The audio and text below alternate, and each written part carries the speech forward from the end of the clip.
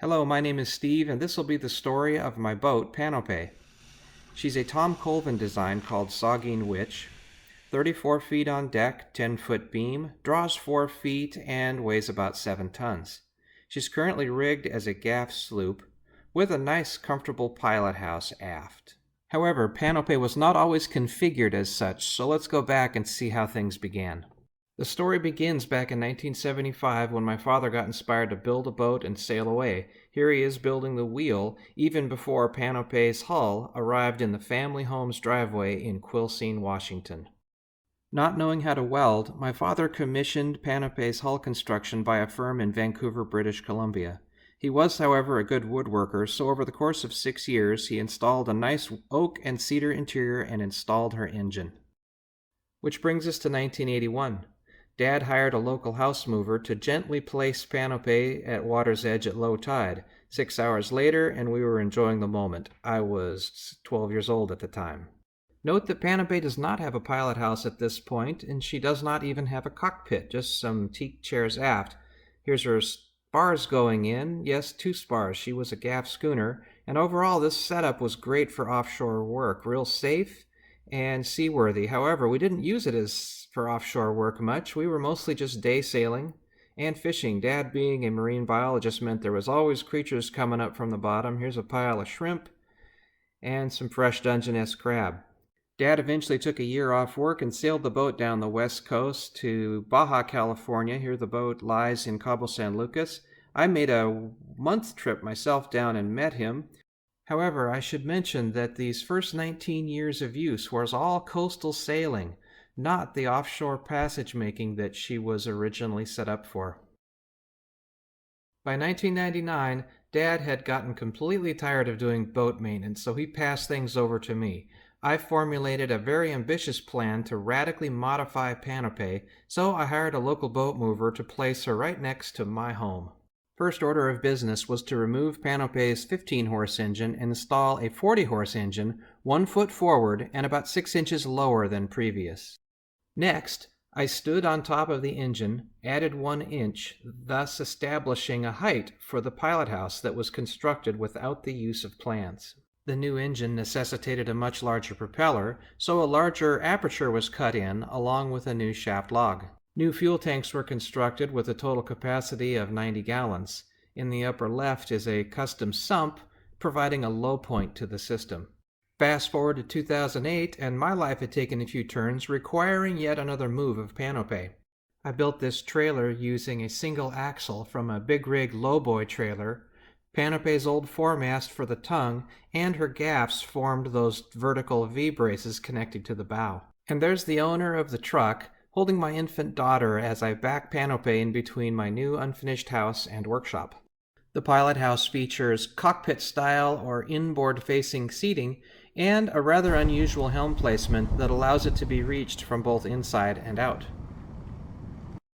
Here's the companionway and a latch mechanism that strikes into the lower sill.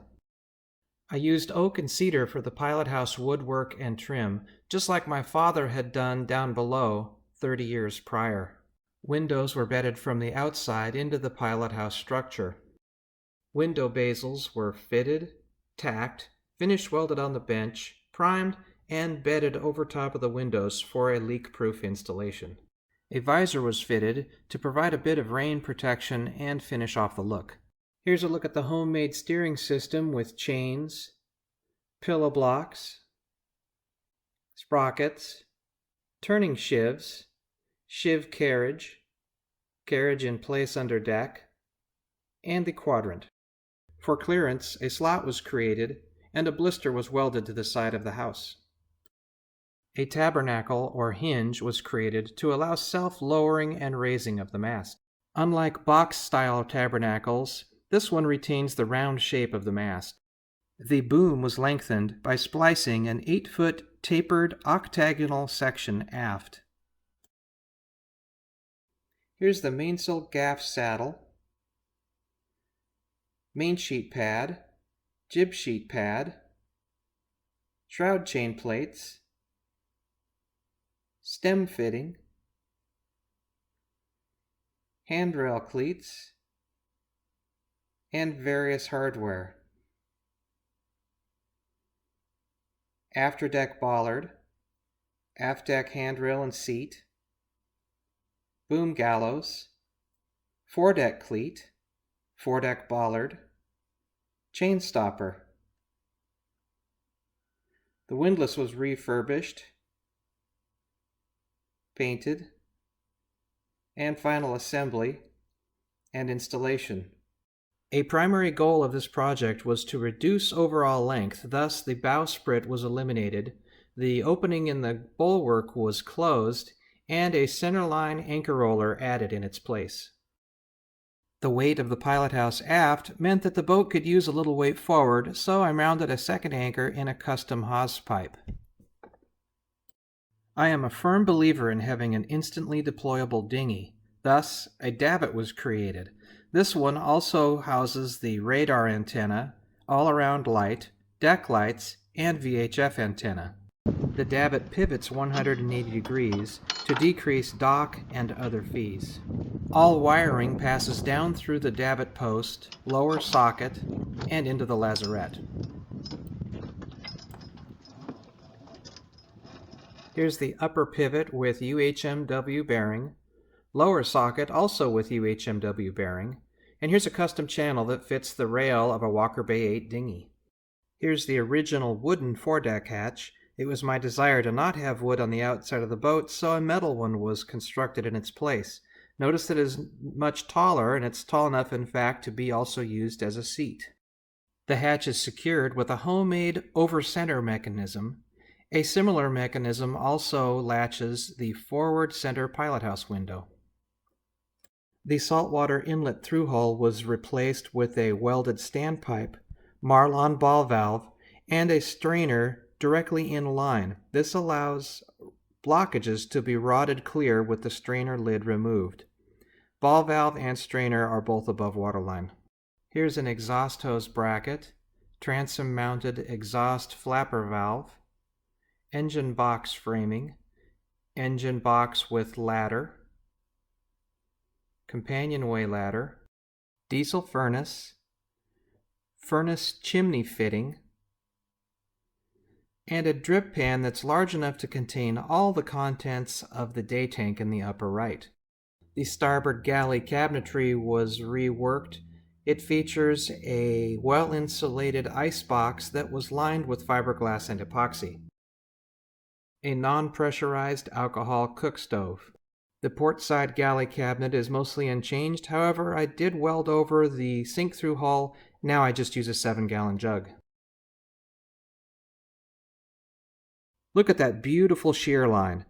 In addition to its good looks, it also offers safe and easy boarding from small boats and docks.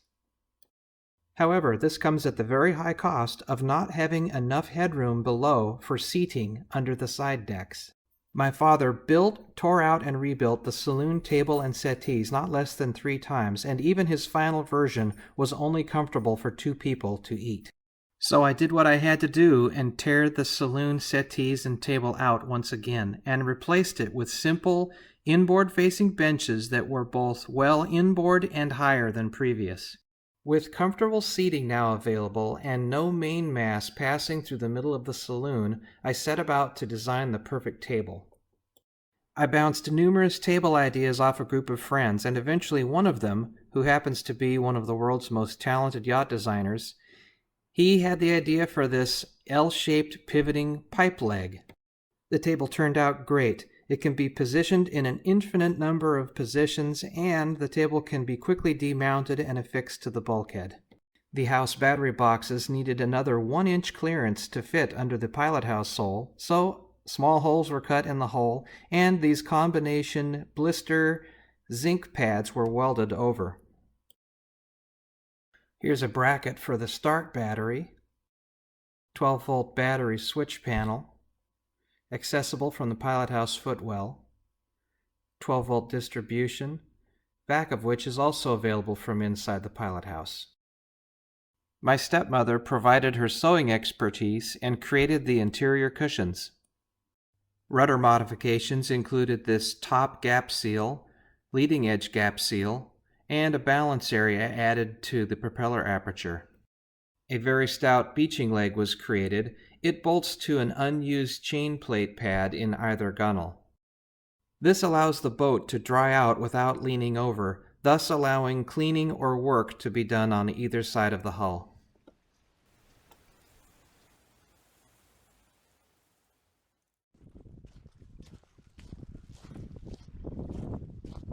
A light-duty autopilot was installed to handle steering chores while motoring along the sheltered waters of the inside passage. Once again, clearance was an issue, thus requiring yet another blister, this one covering the autopilot motor. And I must say, I really enjoy shaping metal. Many dome shapes were created simply by rotating stock against my vertical disc sander. Starboard was used for the afterdeck seats with professional edging created with a router. Leftover starboard from the seats provided material for numerous other projects, like these wire fair leads, solar panel feet, and exhaust flapper. Panope's original, nearly 40-year-old paint primers were still intact, so only sanding and spot sandblasting was necessary in preparation for her new paint. I retained black for the hull topsides, but chose traditional Pacific Northwest workboat colors on deck. Okay, 14 and a half years of off and on work, and it was time to go boating. My daughter, who was 5 years old at the time, handled the christening duties. So the project was a success. The boat is now much better suited for gunk-holing the waters of the Pacific Northwest. She motors and motor sails to windward like a freight train. Light air sailing performance is acceptable with 780 square feet of sail area. The boat comes to life in about 10 knots of wind as the lee rail starts to bury. The boat is at her best on a reach in about 15 knots of wind. Running, air deflected off the main keeps the headsail inflated without use of a whisker pole. As the wind builds into the 20s, the mainsail is deeply reefed. At 30 knots, the mainsail is struck and the boat will proceed reasonably well on working jib alone. As the wind builds into the 40s, the boat keeps moving under a small storm jib of 75 square feet. I've found in these higher winds, anytime the boat is reaching or fore-reaching with a main that is either reefed or struck, the helm doesn't need to be touched. The boat will just hold course all on its own with a locked helm.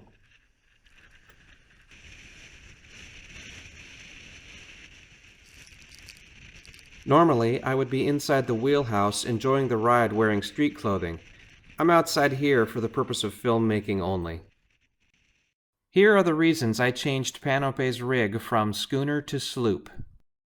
Since the addition of the pilot house raised the center of gravity, eliminating one entire mast would lower it, thus maintaining stability. The schooner rig featured a long bowsprit and a mainsail boom that overhung the transom, while the sloop rig is contained completely within her deck length, thus reducing harbor fees. By removing the mainmast from the middle of the saloon, numerous ergonomic challenges were eliminated.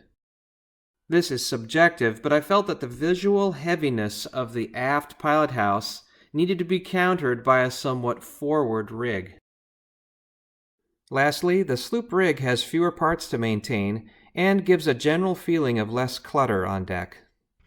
The boat has been used heavily for an extensive series of anchor testing that features underwater video footage of 19 anchors as they are setting.